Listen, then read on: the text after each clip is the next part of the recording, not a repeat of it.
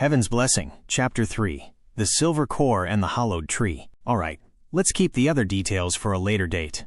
There are two more things to be said before we move on to the merging process, Lydia said. 1. Wei Ying in his life had two loyal spirits by his side. One is Suibian, his sword spirit, and another Chenqing, his flute spirit. They both were loyal to him and only him. Even if it was for a shorter time, they both had protected him in their own way. Heaven's officials wanted to acknowledge their loyalties towards you. Spiritual weapons are very important to a cultivator. The connection they have with them is similar to what you just felt with Yao Ling. It only gets deeper the longer you are together, she continued. Since this time around we are hoping and praying that your lifetime will be an eternity, you also would need a weapon which will accompany you for that long as well. Losing them in the middle of life will be very hard for you, and connecting with another one will be just as hard. So your parents forged you weapons that will serve in the coming days. We can't interfere in your life after you reincarnate there, so they wanted to give them to you now. I'll integrate them with your system, so that you will be able to call upon them whenever you need them.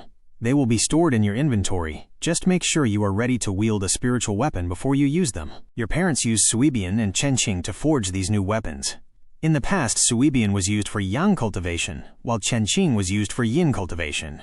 Now they both are made to conduct Yin and Yang, she explained. That's another matter I wanted to talk about. The second one, Wei Ying cultivated a golden core in his past. But you, Xiao Zhan too, have some experience in cultivation, right? Remember how you got spectral vision? Oh, he knew. He remembered it clearly, as though it had happened just yesterday. That was a magical moment in his life, something that turned his world upside down in a matter of a day. But he didn't form a core like she was talking about. He just regulated the jumble of restless energy he always felt inside him. That was a monumental task. He was 5 when it happened. When he told his parents that he was always feeling restless, like there was something inside him jumping around and asking him to do the same, they suggested meditation to calm himself down.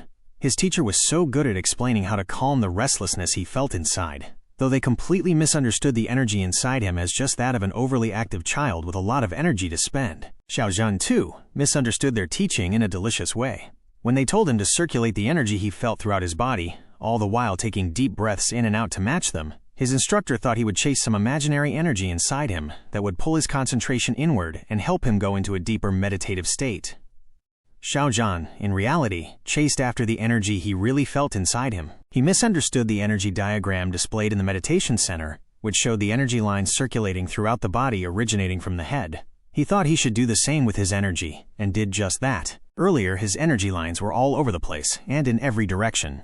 It took months of dedicated meditation to get them to flow in the same direction and become symmetric in nature. He imagined them originating from his head, flowing throughout his body, and then returning back to his head, never stopping in one place and just keeping on going. It worked. He still remembered the moment he finally felt relaxed and at peace. It felt good. It also made him stronger, his senses heightened. Especially his eyes. He was able to see far beyond what he normally could, and that too very clearly. It was like he was a high-quality camera, and he could zoom in, still clearly seeing what was there. Suddenly, he got a silly thought and wanted to see if he could see through objects, and the first test subject was his mama. She had made something special for him that day but refused to show him and hid it behind her, insisting it was a surprise. He couldn't control his excitement and suddenly thought to use his superpowers. That's what he thought of them then. He tried to see if he could see through his mama and find out what she was hiding. When he tried really hard, he succeeded in his attempt. But he was horrified at the result. He managed to see through her, but all he could see now were her insides. She looked like a ghost, and little Xiao Zhan was completely terrified. He backed away from her and started crying really hard. His papa came to his rescue, but he too looked the same, and it only increased his terror. He ran away from them shouting they were ghosts, and his parents looked equally horrified. They couldn't understand what he was saying, and he couldn't come out and face them either. It was one exhausting day for everyone. No matter how hard he tried, he just wasn't able to undo it in his panicked state. Since his parents were both scientists, it was unbelievable to them. They couldn't accept what he was saying. It was impossible after all. And that made it worse. After Xiao Zhan calmed down somewhat, he managed to explain what he had just seen as detailedly as he could manage. Only then did they slowly start to believe. But it wasn't about them believing this or not. It was about Xiao Zhan, who was still hiding in his room. It took a lot of effort from them to finally coax Xiao Zhan to start his meditation like usual, hoping that it might help him come out of this vision. After an hour or so, he finally managed to undo it, and he never tried it again. He was so afraid. It wasn't until later that he finally understood that maybe he could use this power to save the lives of many people. He kept this secret though. Apart from his parents, only his uncle Wei Ying knew of this, no one else. Well, looks like you remember. Her gentle voice again pulled him from his thoughts. He looked up at her, her face still serene and infinitely patient. He kept getting lost in the memories of his past life, and he also noticed that she only pulled him back to the conversation after he completely finished reminiscing. He wondered if she knew what he was thinking. She always answered to what was in his mind too. He looked at her, and she suddenly had that smile, one that spelled you finally caught on. He flustered slightly at that, but she went right back on track. You have done well, son, Lydia said. In a world where no magic exists and there is no concept of cultivation, you have done a good job at regulating your inner energy, however accidental it might have been.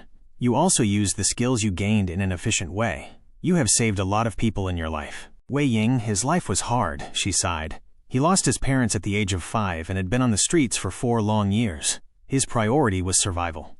Even after being taken in by the Jiangs, he didn't have any time to simply sit and analyze his own body. He followed the Jiang's teachings, formed a golden core, and excelled in cultivation. But what he cultivated was the abundance of spiritual energy commonly available for any cultivator, not his own internal energy. Lydia kept her eyes on him. You, on the other hand, regulated your inner energy, but didn't cultivate it fully, and form it as a core, as an energy source. This time, we want you to cultivate your inner energy and form it as a core. True, it won't be a golden core, which is the source of Yang. Your inner energy is the purest form of Yin and Yang. If cultivated properly, it will form a silver core, more powerful than a golden core and a sure way to immortality. Now that both halves of your soul will be united, your inner energy will be stronger than before. If not cultivated properly, the restlessness you feel will also be greater than before. So it's paramount. Xiao Zhan could only nod. True, he had done this before, but forming it as a core was something new, yet something Wei Ying had done before. He hoped he would be able to remember the process and form a core.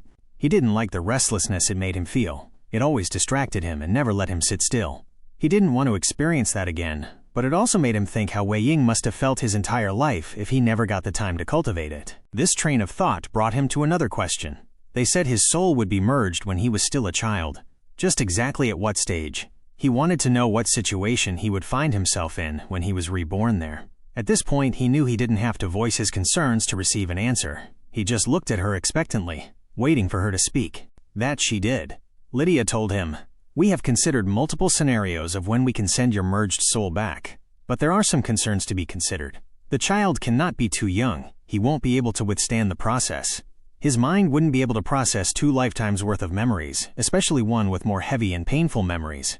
If the child's mind is weak when we insert the merged soul, it will be easier for your consciousness to take control. His mind will be too weak to protest, eliminating the complexities and providing the maximum success rate for the procedure." But Wei Ying was a healthy child both in mind and body when he was still with his parents, she went on. The first opportunity we get is the night they left him alone. He was there with them when they were attacked in the Yiling forest. It wasn't a planned night hunt. They were on their way to Yiling town when they were attacked unexpectedly by a group of monsters. They were overwhelmed and had a small child with them as well. They were at a disadvantage. So they hid the child in a hollowed-out tree trunk and placed some barriers to protect him while they went to hunt them down. They were powerful cultivators, but they sustained a lot of injuries and weren't able to make it back to him. The poor child was shocked by the incident. That's his first trauma, and our first chance for the merging. Xiao Zhan didn't know what to say about this.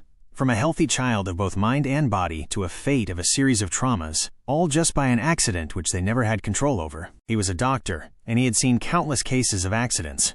He too had lost his parents in an accident, and, just a while before, lost his own life to an accident. But Wei Ying's sufferings weren't just due to this accident.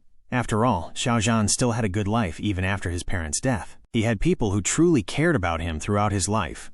Wei Ying, too, was adopted by someone who called themselves his parents' friends, but they didn't give him a home which every child deserves. Instead, all they gave him was an open path which could eventually lead to his self-destruction, right after his parents left him, which meant he wouldn't even have a chance to see them once.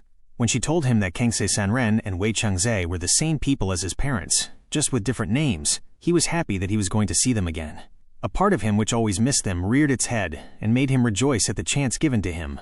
But now, he wouldn't even be able to see them once. This thought saddened him a lot. Lydia watched him closely. "Don't lose your faith just yet, son. You are a doctor. You know very well that to ensure the success of difficult operations, certain criteria must be met. No compromise on that part." Her smile grew a little mysterious after that. she continued. "And we have prepared a surprise for you. Before you ask about that, no, I can't reveal it now. You will find out soon enough anyway. It's time for your merging. Son, have faith, stay safe, do your best. That's all we ask of you. Can we move to the merging?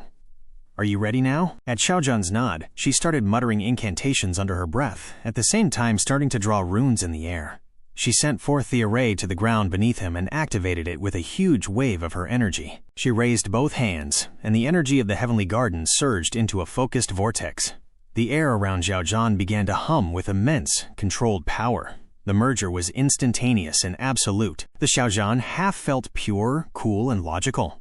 The incoming Wei Ying half hit him like a torrent of shattered glass, wet sorrow, and furious echoing screams. For a terrifying second, he was lost in the spiritual collision, caught between the smell of antiseptic and the stench of grief. Then, the system snapped into place. The pain vanished, replaced by a single, deafening click of absolute finality in his mind.